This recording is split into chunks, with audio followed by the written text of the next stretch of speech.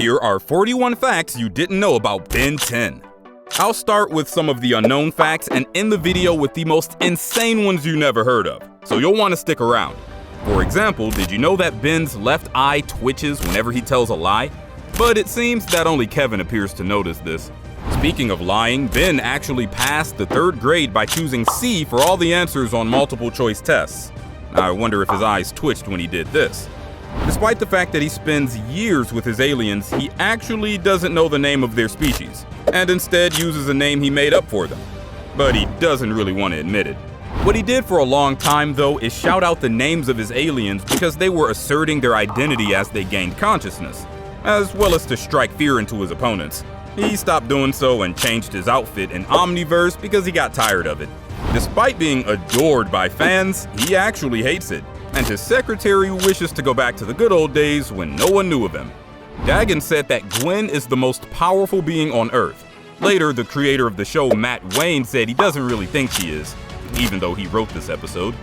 Maybe she's not really the most powerful being on Earth, but she has the potential to live as long as she wants to, if she ever chooses to allow Verdana to train her, which is freaking insane if you ask me.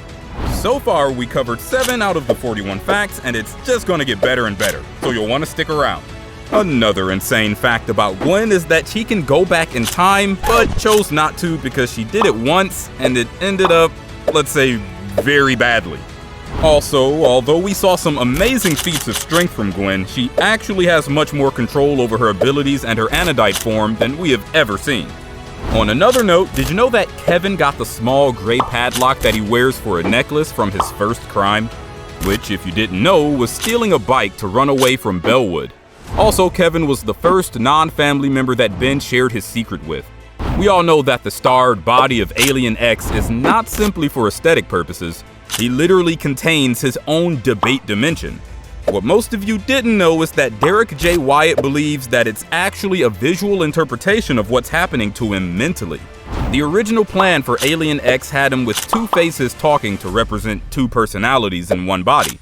However, because of animation challenges and the fact that Alien X has 1 male and 1 female personality, which wasn't reflected by the faces, the idea was scrapped. Did you know that Dave Johnson designed Ghostfreak for the original series?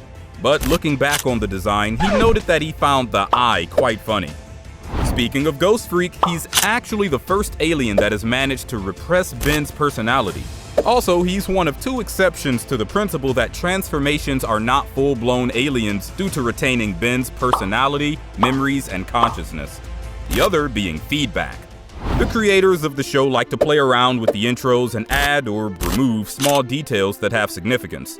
For example, after Season 2, when Zaskare successfully escapes the Omnitrix and thus removing Ghostfreak from it, he's replaced with Cannonbolt in the intro for the 3rd and 4th seasons. Did you know that Ben died twice by the hands of Vilgax? He was actually the only villain that was able to kill him more than once. It's not a surprise that the creator of the show took inspiration from DC and Marvel Comics, and Vilgax is no exception. Vilgax's laser vision is similar to DC's supervillain Darkseid's Omega Beams, as both of them can change direction in accordance to their projector's whim.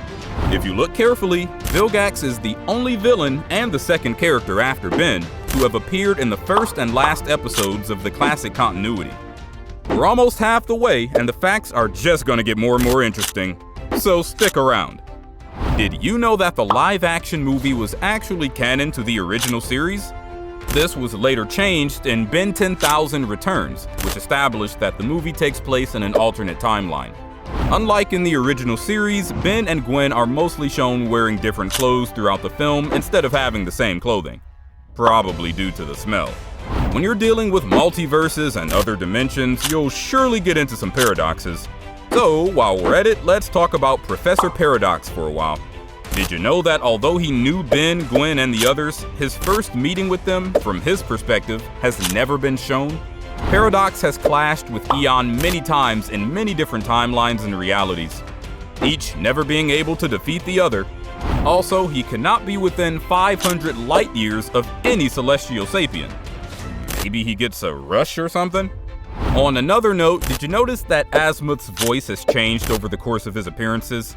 In the original series, he spoke with a high voice, although a bit deeper than Grey Matter's voice. In Alien Force and Ultimate Alien, his voice became considerably deeper and growlier. In Omniverse, his voice is once again high, but it now sounds like a human male in his early 50s. Also, he knows the reason behind Chromastone merging with Diamond Head in Vengeance of Vilgax Part 2. Azimuth knows a lot of things, but did you know that he believes that humans are the most annoying species in the galaxy? Comment down below if you agree with him on that. Did you know that no matter the alternate dimensional timeline, Azimuth is always too smart to be evil? Meaning he would not help in evil acts anywhere in space-time. Sounds like the creator of the show implies that all evil people are stupid. On another note, did you know that Atomix is Ben's second most powerful alien after Alien X? Now, I hear you, he's not very strong physically, but Duncan Rouleau notes that every character starts with a baseline of power, but physical strength isn't always the determining factor as to who's stronger. Unique powers, intelligence, willpower, as well as other undefinable elements must be factored in. Also, Atomix's powers are largely unexplored, which means we didn't see everything he has to offer. Speaking on his powers and attacks, you probably didn't notice that the way Atomix charges his attacks is based on Goku's Kamehameha chant in the Dragon Ball franchise. Not convinced how powerful he is yet? A hypothetical ultimate version of Atomix would be very dangerous, emitting so much radiation that not only must one stand at least 40 feet away from him, but he would also necessitate a containment suit similar to NRG's.